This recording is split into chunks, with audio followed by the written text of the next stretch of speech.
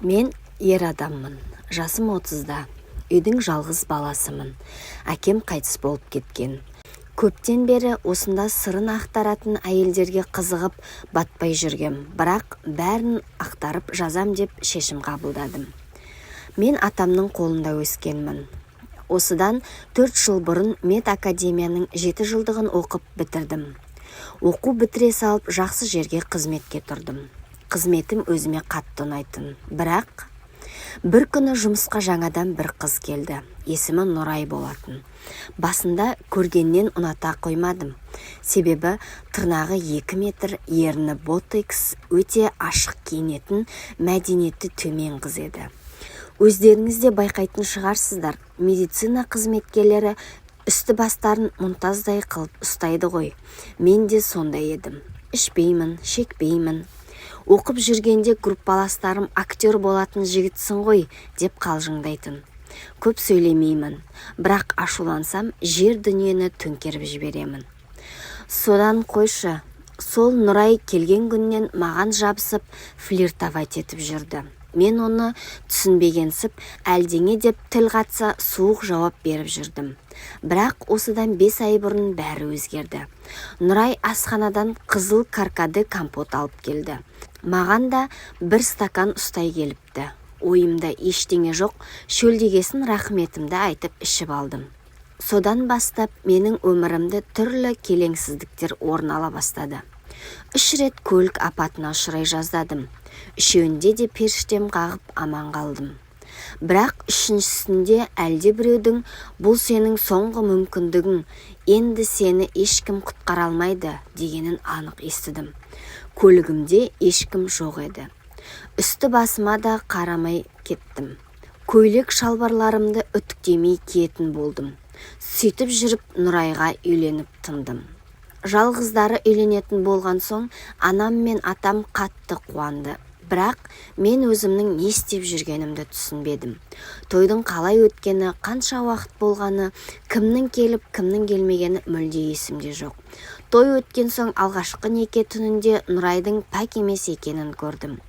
Бұрын мен үшін қыздың пәктігі аса маңызды болатын, себебі өзім ешкімнің обалына қалмағанмын. Сол күні мен Нұрайды ештеңеге жазғырмадым, ештеңе сұрамадым.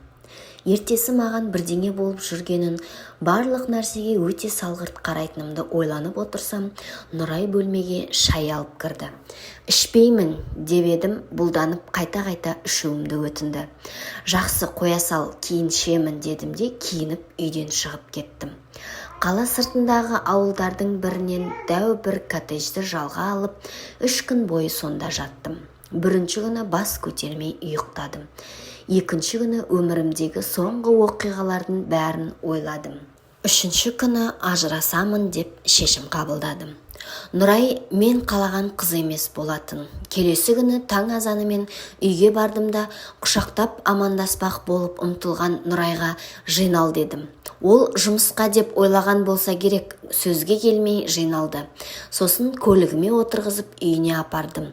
Нұрай неге келдік деп сұрады. Мен ештеңе айтпай түс деп бұйырдым. Ол біраз истерика жасады. Қинап тастап кеттім. Кейін үйдегілерге ажырасқанымды айттым. Әлі ЗАГСке тұрып үлгермегенбіз. Анам біраз жылады. Бірақ соңғы уақытта менің қатты өзгергенімді ол байқапты. Сол үшін шешімге қарсы шықпады. Атам тіпті қолдады. Ол кісі үнемі қолдау танытып отыратын. Кейін анам тәуіпке барып бір оқытылып алуым керек екенін айтты. Сөйтсем, мен Нұраймен танысқалы түнде үнемі шошып оянған екенмін. Бұрын жұмыспен үйден бөлек суыт жүрісім жоқ еді. Түнделетіп көп қаңғырып кетіппін. Тіпті бірнеше рет нағашы ағаларым ажал айналдырып жүрме, бір жерде асылып қалама деп қорқып, түнде көлігімнің артынан аңдып та көрген екен. Сонда мен еш бағытсыз қаланы айланып жүре береді екенмін. Ешкіммен жолықпаймын. Сосын анам Нұрайдың құрбыларымен сөйлесіп, оның менің сыртымнан оқытып жүргенін, ай сайын сусындарыма етеккірін қосып ішкізіп жүргенін білдік. Кейін ойланып қарасам, расында да Нұрай маған үнемі қызғылт сусындар немесе шай ұсынатын. Мұны біраз қыспақтағасын Нұрайдың өзі де мойындады. Мен оған достойный вариант болғаннан кейін осылай басымды айналдырып алған екен. Атам, сенің әруағың мықты, бұдан да жаманы болар еді. Ертерек бәленің басын ашып құтылғаның дұрыс болған екен деді. Расында 3 рет көлік апатынан аман қалдым. Енді қазір ойланам. Сол неке түнінен кейінгі әкелген шайын ішсем, әлі тірі өлік болып жүрер ме едім деп ойлаймын.